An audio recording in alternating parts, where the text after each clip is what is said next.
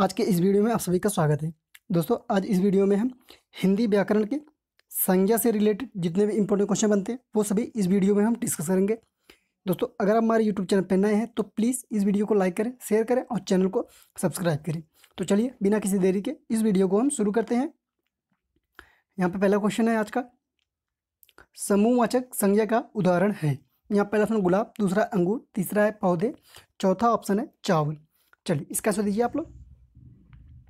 तो इसका right answer हो जाएगा ऑप्शन बी, अंगूर। अंगूर जो है एक समूहवाचक संज्ञा का उदाहरण है। यहाँ पे बात आई है संज्ञा की, तो आप ये पहले जानिए संज्ञा कितने प्रकार की होती है। संज्ञा जो है 5 प्रकार की होती है। कौन कौन सी? व्यक्तिवाचक संज्ञा, जातिवाचक संज्ञा, भाववाचक संज्ञा, समूहवाचक संज्ञा और द्रव्यवाचक संज्ञा। आप इनके नाम भी याद रखिएगा। और एग्जाम में पूछा भी जाता है संज्ञा के कितने भेद होते हैं, तो 5 भेद होते हैं और उनके नाम भी बताया, वो भी याद रखिएगा। चलिए अगला क्वेश्चन देखते हैं। यहाँ पे क्वेश्चन नंबर 2 है, लड़का दौड़ता है। इस वाक्य में लड़का किस संज्ञा का उदाहरण है? यहाँ पहला ऑप्शन व्यक्तिवाचक, दूसरा जातिवाचक, तीसरा है भाववाचक, चौथा है समूहवाचक संज्ञा का। चलिए इसका आंसर दीजिए आप लोग। लड़का दौड़ता है, इसमें लड़का जो है किस संज्ञा का उदाहरण है? तो इसका राइट आंसर हो जाएगा ऑप्शन बी, जातिवाचक संज्ञा। यहाँ पे जत लिखा गया, यहाँ पे जाति होगा। जातिवाचक संज्ञा क्या क्या है? एक उदाहरण। लड़का क्या है? एक जाति है। चलिए अगला क्वेश्चन देखते हैं। यहाँ पे क्वेश्चन नंबर 3 है, जिस संज्ञा के अनेक वस्तुओं अथवा प्राणियों के समूह का बोध होता है उसे क्या कहते हैं? पहला ऑप्शन है जातिवाचक संज्ञा, दूसरा व्यक्तिवाचक संज्ञा, तीसरा समूहवाचक संज्ञा, चौथा है भाववाचक संज्ञा। चलिए इसका आंसर दीजिए आप लोग। जिस संज्ञा से वस्तुओं अथवा प्राणियों के समूह का बोध होता है तो इसे क्या कहते हैं? समूहवाचक संज्ञा। ऑप्शन सी बिल्कुल सही होगा। क्या कहते हैं? समूहवाचक संज्ञा। समूहवाचक संज्ञा वह संज्ञा जिसके अंतर्गत अनेक वस्तुओं प्राणियों के समूह का बोध होता है उसे समूहवाचक संज्ञा कहते हैं। चलिए अगला क्वेश्चन देखते हैं। यहाँ पे क्वेश्चन नंबर 4 है, द्रव्यवाचक संज्ञा शराब को जातिवाचक संज्ञा में परिवर्तित करने का क्या शब्द बनता है? शराब जो है एक द्रव्यवाचक संज्ञा, द्रव्य है, द्रव्यवाचक संज्ञा है। शराब का जो है जातिवाचक संज्ञा पूछ रहा है। यहाँ पहला ऑप्शन शराबी, दूसरा है मैखाना, तीसरा शराब पान, चौथा है शरबत। चलिए इसका आंसर दीजिए आप लोग। तो इसका राइट आंसर हो जाएगा ऑप्शन ए, शराबी। शराब द्रव्यवाचक संज्ञा है, इसका जातिवाचक संज्ञा अगर हम बनाएंगे तो क्या होगा? शराबी। शराबी एक प्रकार क्या है? द्रव्य जातिवाचक संज्ञा है। तो आप लोग इतना याद रखिएगा। दोस्तों, अगर आपको ये वीडियो अच्छा लगता है, हेल्पफुल लगता है किसी वनडे एग्जाम के लिए या फिर एंट्रेंस के लिए, तो आप इस वीडियो को लाइक करें, शेयर करें और चैनल को सब्सक्राइब करें। साथ में बेल आइकन दबाएं ताकि आने वाली हर वीडियो की जानकारी आप तक आसानी से पहुंच सके। चलिए अगला क्वेश्चन देखते हैं। यहाँ पे क्वेश्चन नंबर 5 है, कवि किस संज्ञा का वेद है? यहाँ पहला ऑप्शन है व्यक्तिवाचक, दूसरा है समूहवाचक संज्ञा, तीसरा ऑप्शन है जातिवाचक संज्ञा और चौथा है भाववाचक संज्ञा। चलिए इसका आंसर दीजिए आप लोग। कवि जो है किस संज्ञा का भेद है? तो इसका राइट आंसर हो जाएगा ऑप्शन सी, जातिवाचक संज्ञा। कवि जो है जातिवाचक संज्ञा का एक उदाहरण है।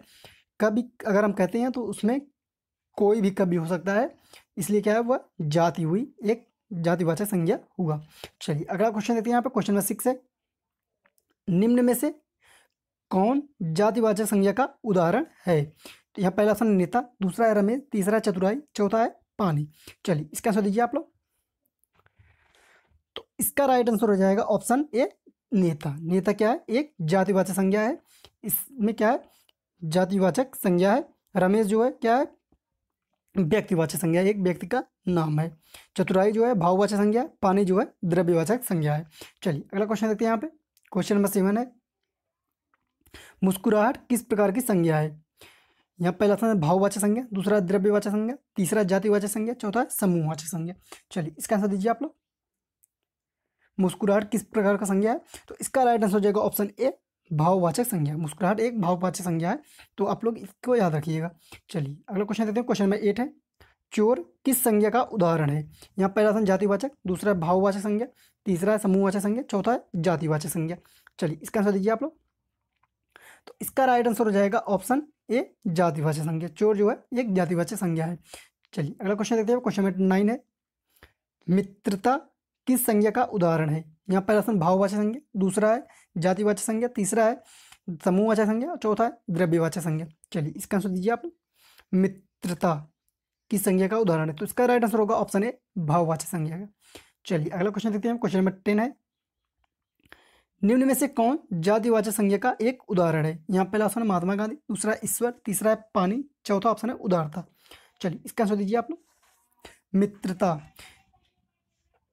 सॉरी, जातिवाचक संज्ञा का उदाहरण है। तो इसका राइट आंसर हो जाएगा ऑप्शन ए, ऑप्शन बी, ईश्वर। ईश्वर क्या है? एक प्रकार की जाति है। ईश्वर के अंतर्गत सभी भगवान देवी देवता आते हैं, तो ईश्वर क्या है? जातिवाचक संज्ञा है। चलिए अगला क्वेश्चन देखते हैं। क्वेश्चन नंबर 11 है, तेजाब किस संज्ञा का उदाहरण है? यहाँ पहला ऑप्शन जातिवाचक, दूसरा है भाववाचक संज्ञा, तीसरा द्रव्यवाचक संज्ञा, चौथा है समूहवाचक संज्ञा। चलिए इसका आंसर दीजिए आप लोग।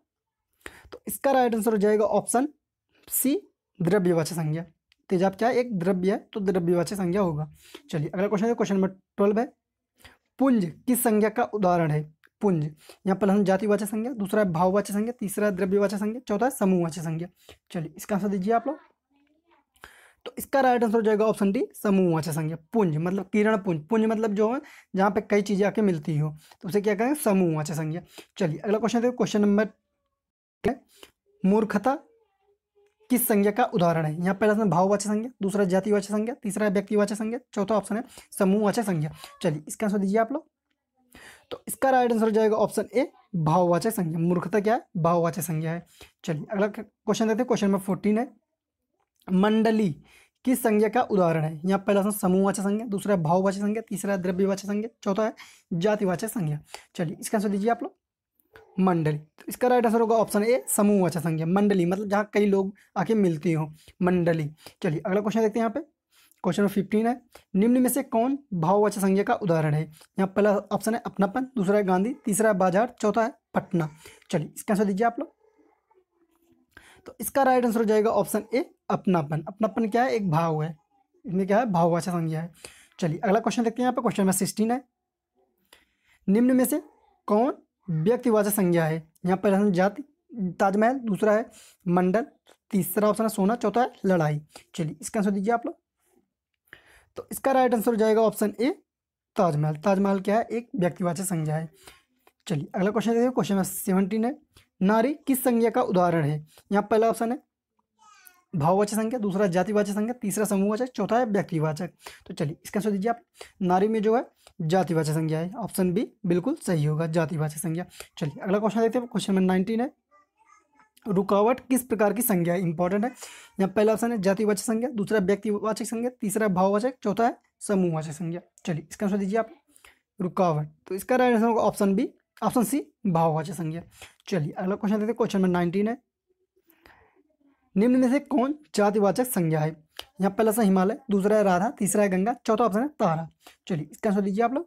जातिवाचक संज्ञा, तो इसका राइट आंसर हो जाएगा ऑप्शन डी, तारा। तारा जो है, तारा में क्या है? जातिवाचक संज्ञा है। चलिए अगला क्वेश्चन देखिए। क्वेश्चन नंबर 20 है और लास्ट है इस सेशन का, निम्न में से भाववाचक संज्ञा कौन सी है? यहाँ पहला ऑप्शन लड़की, दूसरा है गंगा, तीसरा सुंदरता, चौथा है गाय। चलिए इसका आंसर दीजिए आप लोग।